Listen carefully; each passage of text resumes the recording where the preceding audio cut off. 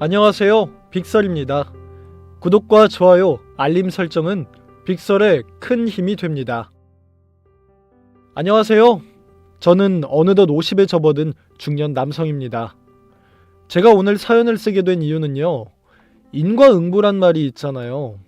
행한 대로 대가를 받는다. 저는 이 말을 굳게 믿고 살면서 평소에도 선하게 살려고 노력하는 편이고, 뼛속부터 선한 사람들을 동경하는 편인데요.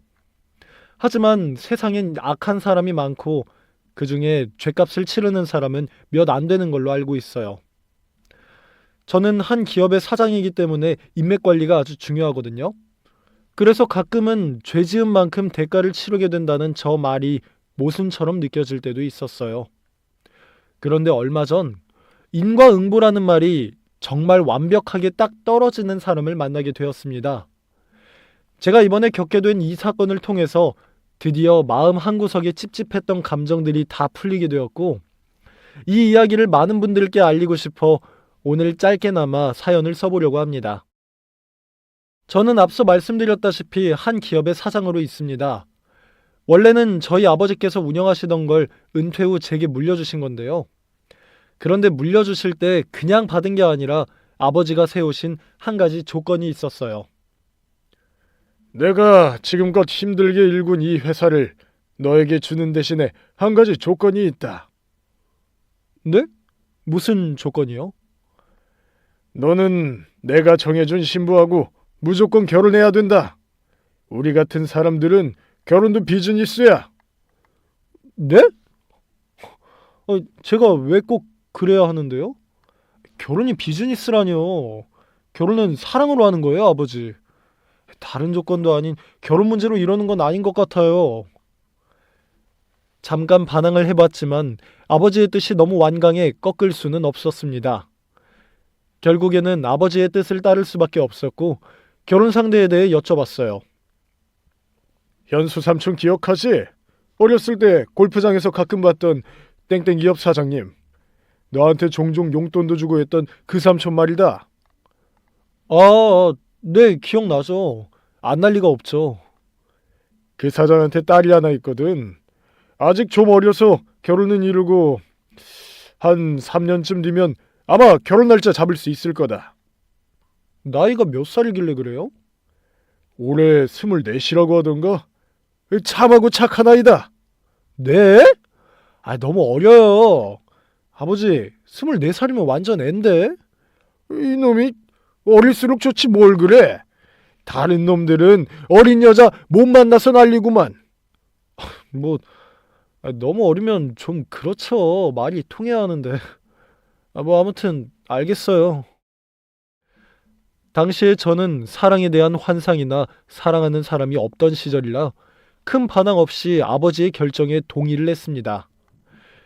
그리고 정확히 그로부터 반년 후 뼈저린 후회를 느끼게 되었죠. 지인이 초대해준 미술 전시회를 갔다가 한 여성과 사랑에 빠지고 말았거든요. 제가 사랑한 여인은 그 미술관에서 큐레이터로 일하고 있던 사람이었어요.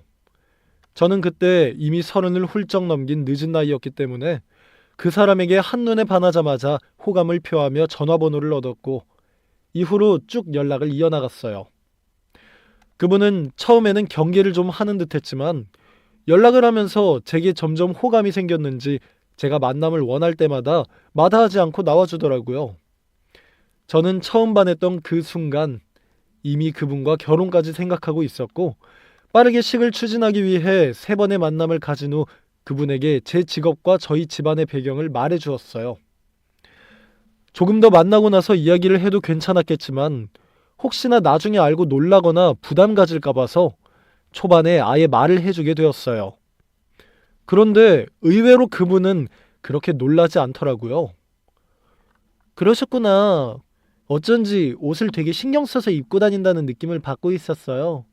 저도 옷에 관심이 많아서 남자 옷 브랜드도 몇 개 알고 있었거든요. 안 놀라시네요? 다른 여성분들은 많이 놀라시던데 저는 놀라서 도망가면 어쩌나 걱정 많이 했는데. 놀라긴 했는데 도망은 왜 가요? 애도 아니고. 그러게요. 근데 예전에 그런 사람 한 명 있었거든요. 부담된다고. 글쎄요, 물론 어느 방면에서 부담이 되는지 알고는 있지만 저는 그렇게 생각 안 해요. 저도 4년제 대학 나와서 지식인들만 할 수 있는 큐레이터 일도 하고 있고, 게다가 우리가 엄청 진지하게 만나는 사이도 아니고 가볍게 만나고 있는데 무엇보다 결혼할 사이도 아니잖아요. 아, 그래요? 그렇죠. 제 말에 뭐가 문제가 있을까요? 아, 그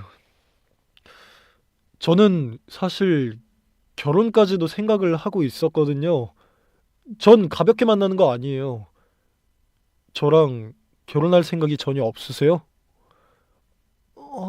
그럼요. 선재 씨가 그렇게 생각하는 줄 몰랐어요. 지금껏 저랑 결혼까지 할 생각이었던 거예요? 그럼요. 저 처음 볼 때부터 그랬는걸요? 어머. 오히려 저의 환경적인 거에 놀라기보다는 결혼 얘기에 놀란 그녀였어요. 하지만 저의 진지한 생각에 감동을 받았는지 그때부터 저희는 결혼을 전제로 알콩달콩 잘 사귀고 있었죠. 그런데 얼마 못 가서 예상 못한, 아니 어느 정도 예상은 했던 변수가 등장하고 말았어요. 바로 저희 아버지와 한 약속 때문입니다. 아버지는 어느 날 저를 부르시곤 한바탕 한 소리 하셨어요. 너 요즘 여자 만난다며? 네, 뭐? 지금 내라는 소리가 나오냐? 너 나랑 한 약속은 잊은 거야? 그럴 리가 있나요? 안 잊었어요. 아니 그럼 그 말은 도대체 무슨 뜻이야? 네 말대로 한다면 지금 만나는 사람하고는 연애만 하고 결혼은 내가 정해준 짝이랑 하겠다는 소리야? 아니요? 이놈이 말 똑바로 안 할래? 어떻게 할 작정인 거야 대체? 저 그 정혼자랑 결혼 못 합니다. 무조건 수연 씨랑 결혼할 거예요, 아버지. 이 녀석이 그 여자 직업이 뭐야? 큐레이터요. 그거 정말 똑똑해야 할 수 있는 거거든요. 아무나 할 수 있는 일 아니에요, 아버지. 연봉은 얼마나 되는데? 집안은 어떤 집안인지 다 알아본 거야? 요즘 시대가 어느 때인데 그런 걸 왜 따져요. 어차피 돈은 아버지가 이미 많으시잖아요. 우리한테는 돈이 있으니까 지식 있는 여자가 들어오는 것도 나쁘진 않죠? 네가 지금 그렇게 얘기하는 걸 보니 집안도 걔도 돈은 없다는 얘기구나. 배우기만 한 애들은 세상에 널렸어 이놈아. 가난한 건 아니에요. 그냥 평범한 집안이라고요. 절대 안 된다. 내 눈에 흙이 들어가거든. 그때 해. 아버지! 아님 회사 경영에서 손 떼던가. 회사인지 그 여자인지 네가 선택해. 아버지께서는 가볍게 하신 말씀이 아니신지 제가 수연 씨를 계속 만나겠다고 주장을 하니 아예 없는 자식 취급을 하기 시작하셨어요. 하지만 그렇다고 저도 제 뜻을 꺾고 들어가고 싶은 마음이 조금도 없었어요. 둘 다 조금의 양보도 없이 시간은 흘러갔고 그렇게 저는 정말 경영에서 손을 뗐습니다. 지금 이 이야기를 듣고 계신 분들은 어처구니가 없으시겠지만 사실 100%고요. 그땐 그러지 않으면 정말로 그녀와 결혼을 못할 것 같았어요. 태어나서 지금까지 내가 이렇게 사랑한 사람이 있었을까 싶을 만큼 마음에 든 여인이었기에 포기할 수 없었습니다. 만약에 지금 이렇게 다 포기를 해버린다면 죽을 때까지 후회할 것 같더라고요. 이런 저의 완강한 태도를 보시고는 처음엔 달래보시던 두 부모님께서도 두 손 두 발 다 드셨어요. 그러다 보다 안 되겠는지 아버지께서는 최후의 방법으로 집에서 내쫓아도 보고 카드와 차도 뺏어보고 별의별 짓을 다 하셨지만 제게는 아버지가 뺏을 수 없는 그녀가 있었기에 그때마다 저는 수연 씨와 함께 했습니다. 그녀는 제가 집에서 쫓겨나면 재워주고 카드를 뺏기면 돈을 주고 차를 뺏기면 버스 타는 법을 알려주는 사람이었어요. 부끄럽지만 저는 그녀를 만난 30 중반까지 버스를 타본 적이 없었거든요. 그녀는 분명 제가 이런 일을 겪는 게 자신 때문이란 걸 알면서도 드라마 속 비련의 여주인공처럼 절대 헤어지자는 얘기를 꺼내지 않았어요.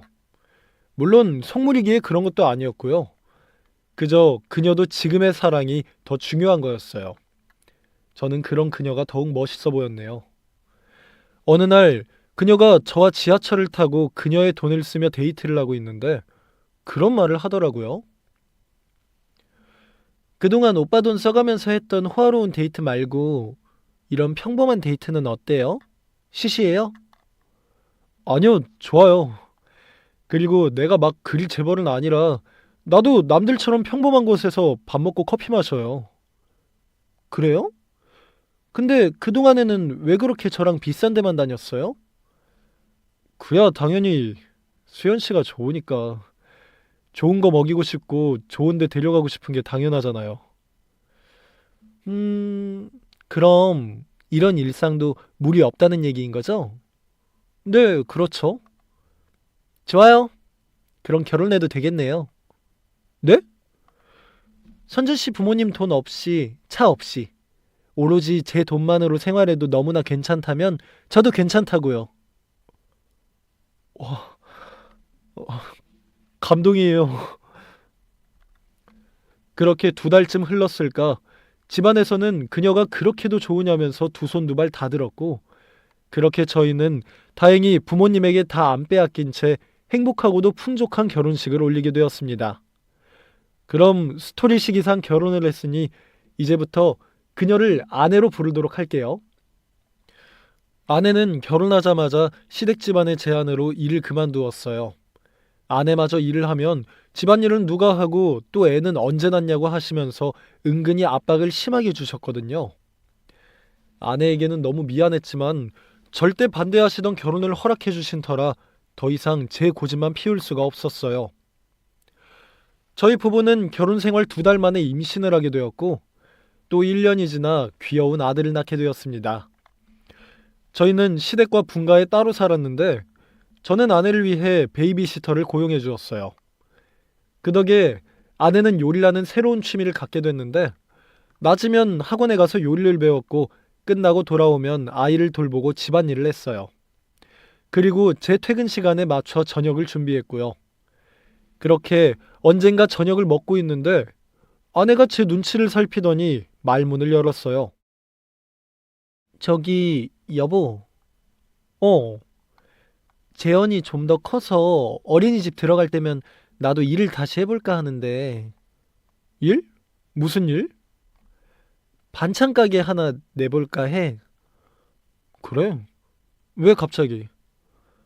그냥 돈 때문에 허덕이면서 청춘 다 바쳐 일하던 그 시절 기억하는 사람들이 하나같이 나보고 팔자 폈대. 일 그만두고 전업주부 된 걸 보라면서. 근데 난 아니거든? 난 그만두고 싶지 않았어. 여보도 잘 알잖아. 알지. 미안하게 생각하고 있고. 다시 돌아가기엔 경력이 너무 단절됐고, 근데 요즘 요리하는 게 너무 재밌어서 그래서 이쪽으로 일을 해보면 어떨까 싶기도 해서. 시댁 가면 항상 돈 못 버는 아내로 눈초리 받는 것도 힘들고. 그러네. 내가 여보 생각을 너무 못 해준 것 같다. 그렇게 해. 정말 고마워 여보. 아니다. 그냥 바로 하는 게 좋겠어. 재현이 클 때까지 언제 기다려. 부모님 시간 더 늘리면 되니까 여보 하고 싶은 거 다 해. 내가 무조건 도와줄 테니까. 고마워. 아이도 아직 어려서 분명 반대할 줄 알았는데 당신이 이렇게까지 나 배려해 줄지 몰랐어. 수연아, 나는 진심으로 너한테 미안해하고 있어. 우리 집안이 돈 좀 많다는 이유로 당신이 모든 걸 맞춰야 하는 불공평함이 화나지만 나도 그런 집안에서 나고 자란 인간이라 어쩔 수 없이 받아들여야 할 때가 있거든. 그런데도 당신이 묵묵히 나를 따라와줘서 고마울 뿐이야. 당시 저는 반대고 뭐고 할 마음이 전혀 없었어요. 결국에는 아내의 말이 다 맞았거든요. 아내는 결혼 직전에 갑자기 일을 그만두라던 시댁의 제안을 쉽사리 받아들일 수 없었지만 울며 겨자 먹기로 그만두었어요. 또 그만두라고 했으면서 시댁을 방문할 때마다 능력 없는 며느리라며 무시했던 것도 사실이고요. 물론 그런 상황이 생길 때마다 제가 화를 내지만 그래도 이미 아내의 마음에는 멍이 들었던 것 같아요. 하루는 어머니 생신을 축하하기 위해 저와 아내가 시댁을 방문한 날이었어요. 아내는 아침부터 대형마트로 가 장을 보고 근처 제과점에서 케이크를 샀어요. 그 뒤에 집에서 준비 중이던 제가 차를 끌고 마트 앞으로 가 아내를 태우고 시댁으로 갔어요. 그리고 가던 길에 잊지 말고 꽃다발을 사라기에 잊지 않고 들러 꽃다발도 사갔고요. 여보, 어머니가 좋아하시겠지? 그동안 육아로 바쁘다면서 제대로 뵙지도 못해서 죄송했는데 이번에 제대로 생신 축하해드리고 싶어. 그럼 며느리가 드리는 선물인데 분명 좋아하실 거야. 꼭 그랬으면 좋겠다. 하지만 저희들의 대화가 무색해질 만큼 집에 가자마자 아내는 어머니의 냉대를 받아야 했습니다. 어머니는 꽃을 보시고 좋아하시긴 했지만 아내에게 고맙다는 소리는 일절 하지 않으셨어요. 오히려 꽃을 보고는 너무 예쁘다며 저만 꼭 안아주실 뿐이었죠. 아내는 쳐다도 보지 않은 채로요. 부모님 앞에서는 아무렇지 않은 채였지만 저는 아내가 얼마나 실망을 했는지 보였어요. 결국 아내는 어떠한 환영도 받지 못한 채 혼자 주방으로 가 묵묵히 요리를 했고 점심에는 다 같이 둘러앉아 아내가 차린 미역국과 갈비 그리고 여러 반찬들을 놓고 먹었어요. 그래도 한 가지 다행이었던 것은 워낙에 아내 요리가 출중하다 보니 부모님께서 아내의 요리 가지고는 전혀 트집을 잡지 않으시더라고요. 오히려 음식에 있어서는 아버지께서 먹을 만하다며 칭찬해 주셨습니다. 그렇게 잠깐의 화목함을 누리며 오랜만에 모여서 TV도 보고 대화도 나누다가 고급 레스토랑에 저녁을 먹으러 나갔습니다. 그곳에서 어머니의 생신 선물로 브로치와 팔찌를 드릴 때부터 갈등이 시작됐어요. 고마워 아들. 너무 예쁘다. 수연이한테도 한마디 해주세요. 같이 산 거예요. 디자인은 수연이가 직접 골랐고요. 그럼 돈도 반반씩 낸 거니? 에이, 그런 게 어딨어요. 부부인데 돈도 나눌 필요가 없죠. 어머, 그게 무슨 소리니? 네 돈은 네 돈이고 수연이 돈은 수연이 돈이지. 수연아, 네가 말해봐. 어떻게 생각해? 하지만 어머님, 아버님께서 제가 일을 그만두었으면 좋겠다고 하셔서 저는 수익이 없어요. 뭐? 그럼 설마 모아둔 돈도 없다는 얘기야? 네, 먹고 살다 보니.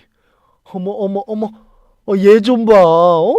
그동안 경제관념도 없이 살았나 봐. 어머니, 좋은 날에 그냥 좋게 밥 좀 먹읍시다, 네? 그래, 뭐 선재 너 봐서 참을게. 근데 다음부터는 선재 돈으로 샀으면 수연이 네 이름까지는 안 넣었으면 좋겠는데. 그만하시라고요, 제발. 이후 아내에 대한 사랑 반, 미안함 반으로 당장 아내가 결정한 상권 골목 위치에 반찬 가게를 내주었어요. 아내는 엄청 좋아하면서 그동안 배워온 요리들, 그리고 원래 잘했던 본인만의 반찬들을 매일 아침 5시에 출근해 만들어서 하루 종일 팔았어요.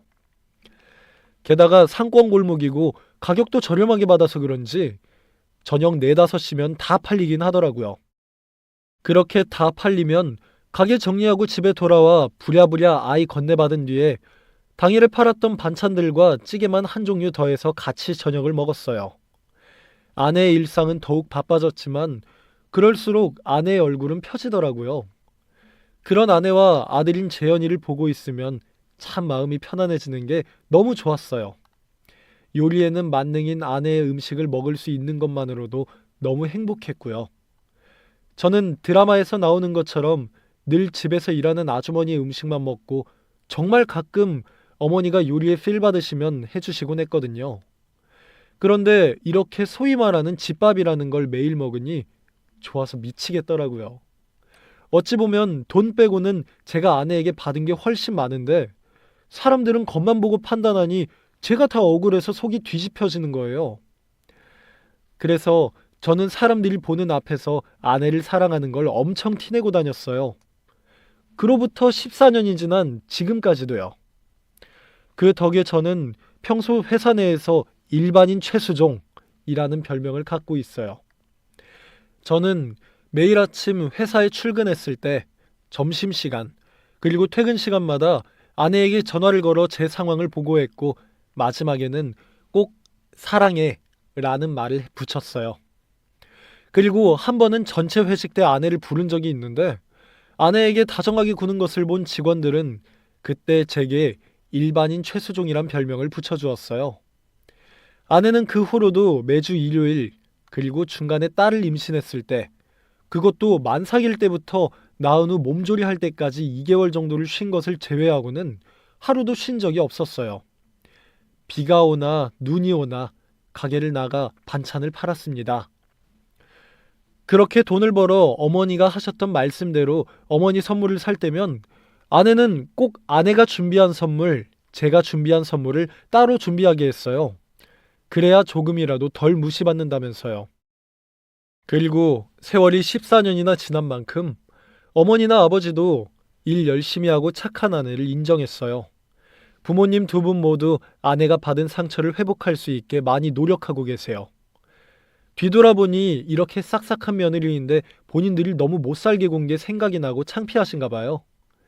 그래서 요즘에는 아내가 시댁에 가도 아내에게는 집안일 하나 안 시키고 편히 쉬라고 하네요.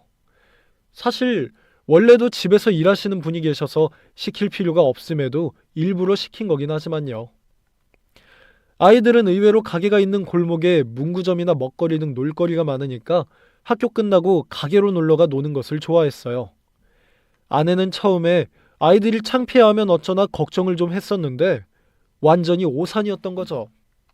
저도 물론 사장이라는 직위라는 게 정말 바쁘긴 하지만 동시에 시간을 제 마음대로 조정할 수 있으니 일주일에 3번은 무조건 가게로 나가 혼자 일하는 아내를 대신해 판매를 도와주고 있고요. 물론 처음에는 아내가 완곡히 저를 말렸어요. 여보, 여기 좀 오지 마. 왜? 남편이 아내 가게에 와서 일 좀 돕겠다는데 칭찬은 못 해줄 망정. 옆가게 아줌마들이 여보 어느 회사에서 뭐 하는지 다 안단 말이야. 그래서 그래서는? 아줌마들이 당신 보고 얼마나 수군대는지 알아? 참나. 수군대라 그래. 내가 우리 사랑하는 아내 일하는 것 좀 도와주겠다는데. 쉿!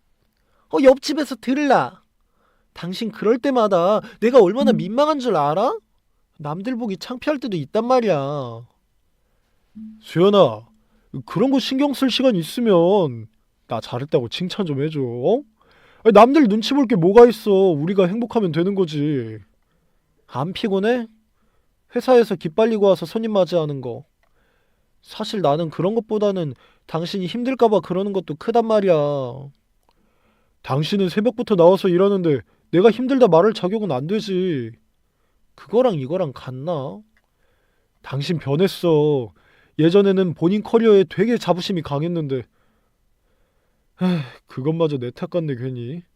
무슨 소리야. 당신 덕에 내 자존감이 얼마나 높아졌는데. 정말? 그래. 나는 당신 때문에 많이 바뀌었고 난 지금 이 변화가 행복해. 애들 올 시간 됐다. 오면 같이 식혜 좀 마셔. 그렇게 평화로운 하루하루를 보내던 어느 날 저희 회사에 새로운 하청업체가 들어왔어요. 그 업체 사장님은 계약을 할 때부터 느꼈지만 아부하는 스킬이 장난이 아니었어요. 심지어는 어디서 들은 정보인 건지 제 사생활적인 얘기들도 서슴없이 꺼내는 걸 보고는 깜짝 놀랄 정도였죠. 아이, 사모님이 엄청 미인이시라면서요. 아이, 좋으시겠어요, 사장님. 네. 제 집사람 얘기를 누가 막 하고 다니나 봐요? 아이고, 막 하다니요. 아이, 하도 미인이시다 보니 여기저기서 말들이 나오는 거죠. 그런가요? 역시 사장님께서 능력이 되시니 그런 미인 사모님을 얻으신 거겠죠? 네, 그러는 최 사장님은 결혼하셨어요? 그럼요. 제가 나이가 몇인데. 저희 집 집사람 외모 질문이라면 하지 마세요. 미인 아니거든요. 궁금하지도 않습니다. 자녀분들은 유학 보내실 생각은 없으세요? 요즘은 어릴 때부터 일찍 유학시키는 게 가장 좋다고 하던데요. 더군다나 사장님은 아이들 유학 보내줄 능력도 있으시니 너무 부럽네요. 뭐 나쁠 건 없지만 가장 중요한 건 아이들 의견이죠. 아이들이 갈 생각 없으면 저도 없습니다. 스트레스 주고 싶지 않았어요. 아이고, 역시 배우신 분이신 게 다 티가 나네요. 뭐니 뭐니 해도 억압, 강요하면서 교육하는 게 가장 안 좋죠. 네. 저희 일 얘기 좀 할까요? 수다 떨려고 오신 거 아니시니. 네네. 아무튼 저희 업체에 이렇게 많은 물량 주문하신 거 너무 감사합니다. 요즘 경제가 말이 아니라 먹고 살기 힘들었는데 정말 감사해요. 아닙니다. 저희 쪽에서도 필요해서 손잡은 건데요. 잘 부탁드려요. 그리고 최 사장은 뒤돌면 곧장 제 욕을 하는 스타일이었어요. 웬만하면 누가 제 흉을 봐도 제 귀에까진 안 들어올 텐데 제 귀에 들어올 정도면 정말 어지간히 했다는 얘기거든요. 들리는 소문으로 최 사장이 저에 대해 하고 다니는 말들은 대략 이런 것들이었어요. 그 집 사모가 미인이라던데, 돈 많으니 능력 없고 돈 없는데 얼굴만 빼어난 여자 한 명 꼬셨나 보다. 하긴 여자들일 땐 외모가 짱이지 않냐? 30 중반부터 아버지 백으로 사장 자리 얻어서 지금까지 해먹고 있는 거 아니냐. 어우, 징글징글하다. 이런 말들은 모두 전 연령층이 보는 유튜브인 만큼 약한 것들로만 넣은 거고요. 그런데도 저는 그냥 가만히 있었어요. 작은 일에 일일이 반응해줄 만큼 필요성을 못 느꼈거든요. 물론 화는 최 사장 얼굴을 볼 때마다 나지만 그래도 회사 내에서 꾹 참아야지 별다른 방도가 있나요? 그래도 가끔 도를 넘는다 생각이 들면 지나가는 말로 요즘 안 좋은 말들이 들리던데요 하면서 슬쩍 흘려주면 며칠간은 좀 잠잠해지더라고요. 그러나 이제는 저도 언제까지 저러나 내가 언제쯤 한번 세게 터트려야 하나?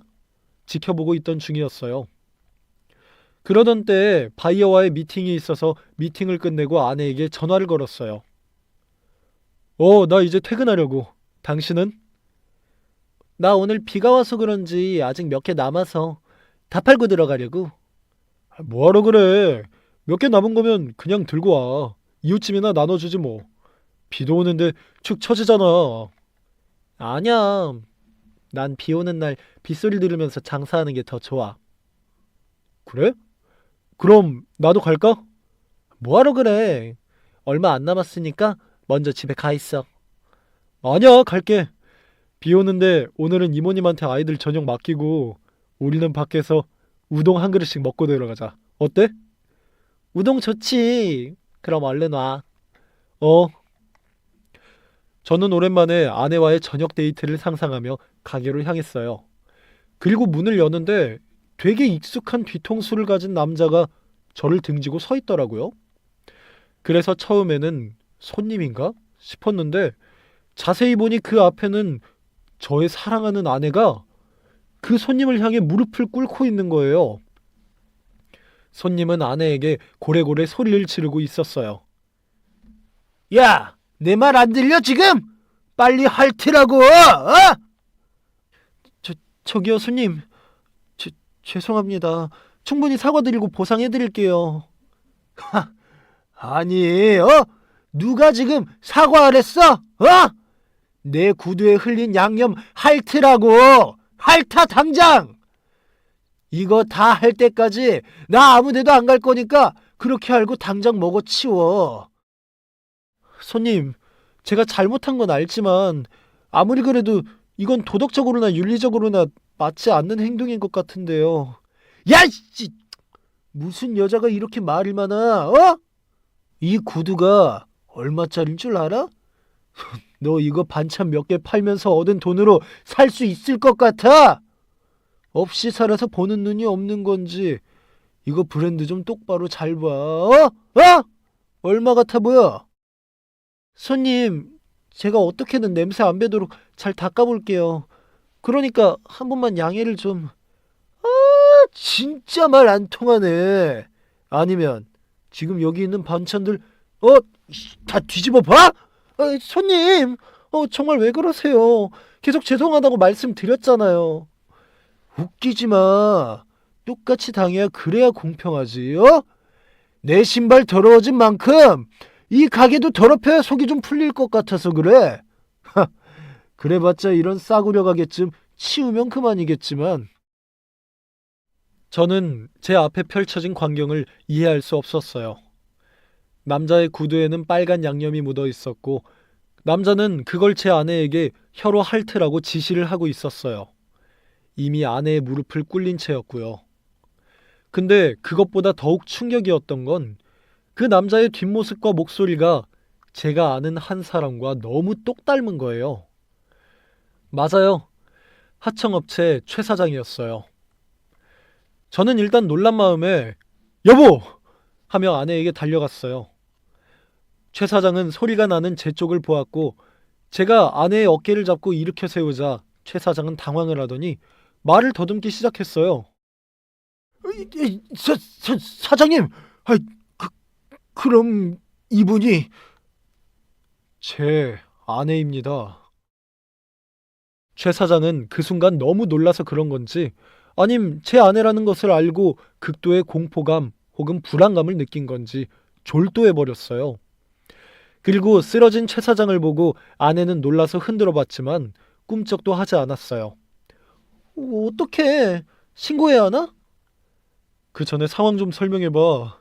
이게 다 무슨 일이야? 당신이 이 최 사장 신발에 양념을 흘린 거야?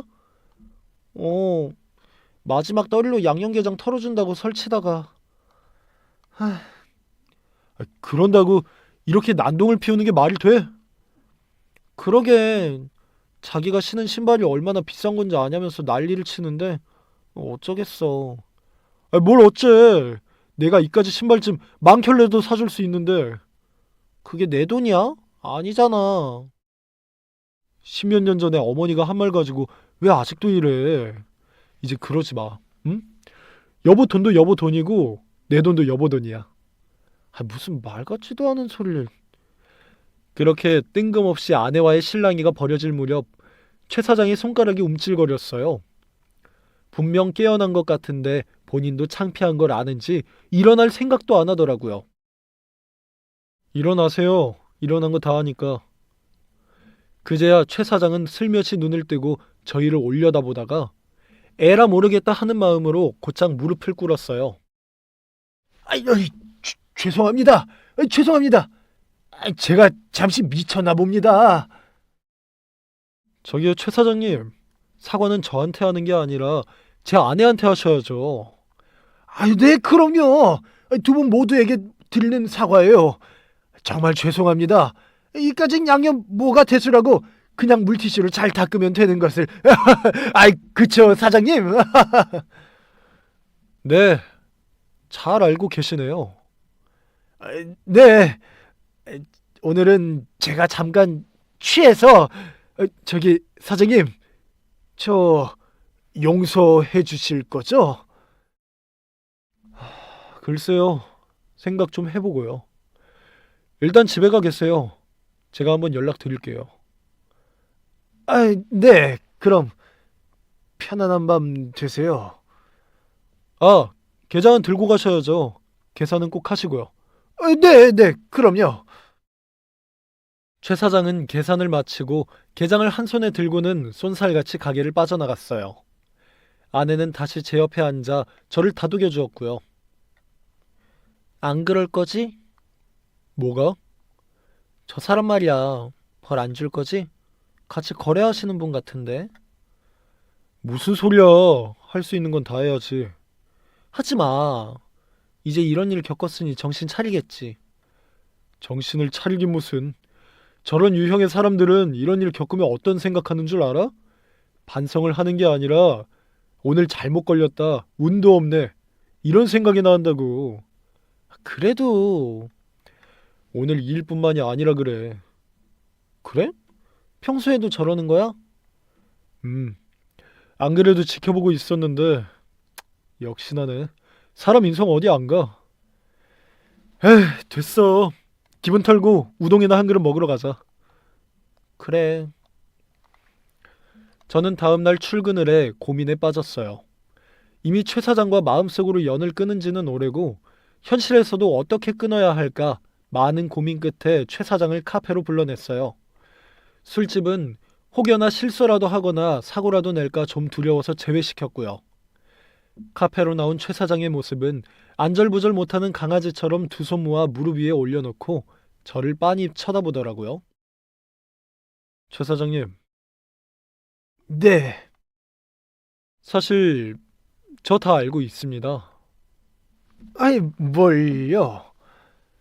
최 사장님께서 평소에 뒤에서 제 욕을 무지하게 하고 다닌다는 걸요.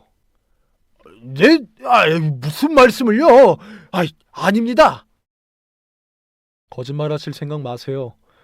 전애들은 직원 수만 해도 어마어마하니까. 그건 정말 죄송합니다. 면목 없습니다.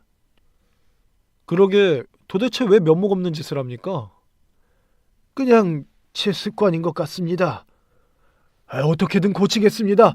저 한 번만 믿어주세요. 아니요. 솔직히 말해서 제 귀에만 안 들어온다면 제 욕을 어디서 어떻게 하고 다니든 상관없을 것 같아요. 하지만 저희 회사 직원들이 알고 있다는 건 평소 저희 회사 직원들과도 친분을 쌓는다는 얘기고 회사 사장 흉을 보면서 회사 내 분위기를 흐린다는 말이 되니까요. 이건 악질 중에 악질이라고 봅니다. 죄송합니다. 다시는 이런 일 없게 하도록 하겠습니다. 믿어주세요. 그리고 어제 일 정말 놀랐습니다. 제 주변에도 이런 사람이 있다는 게 정말 놀라웠어요. 어제 제 아내에게 구두가 얼마인 줄 아냐면서 모욕 주셨죠? 변명의 여지가 없습니다. 저도 제가 왜 그랬는지 정말 이해가 안 되네요. 다시 한번 죄송합니다.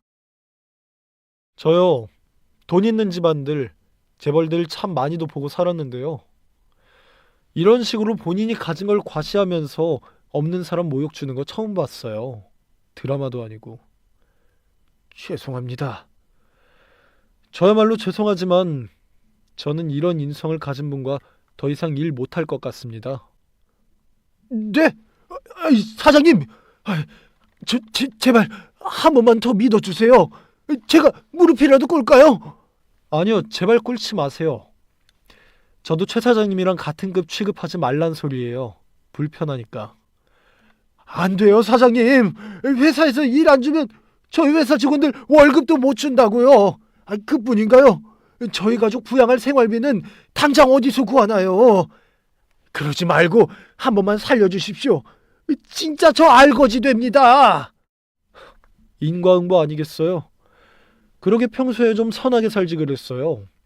사장으로서의 능력은 있으신데 인성이 글러먹어서 능력을 발휘하지 못하고 계시네요. 일하고 싶거든 그 인성부터 고치시길 바랄게요. 최 사장이 제 바지가랑이를 잡으려던 걸 제가 뿌리치고 나왔어요.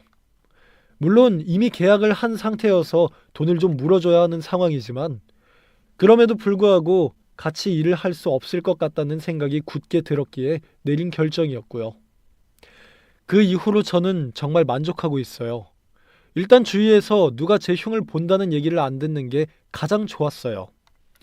원래는 그게 당연한 건데 한창 당하다 보니까 그냥 내가 참아야지 하게 되더라고요.